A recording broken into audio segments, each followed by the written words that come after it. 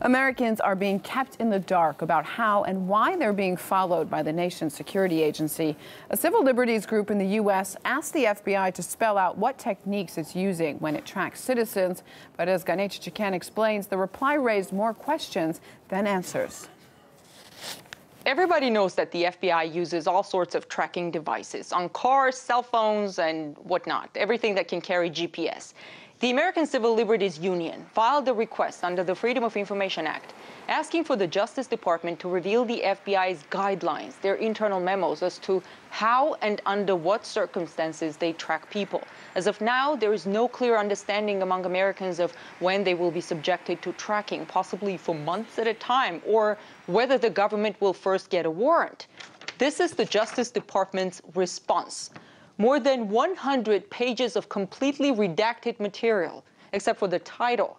So to the question how, when, and why the government can track its citizens, the FBI responded with this. Takes a lot of ink to print out something like this. Some artistic souls may think of the painting Black Square by Malevich. We're certainly not sure of the artistic intentions of the U.S. Justice Department or the meanings they put into these black pages, but for civil liberties advocates here, this is what government secrecy looks like. Actually, it was last month when President Obama signed a bill that essentially allows the government to spy on anyone they want under some kind of a general warrant as opposed to an individual warrant. In other words, it allows the National Security Agency to vacuum up as much private communication as possible with something like a promise on the authorities' part to be really careful about when and how they look at it.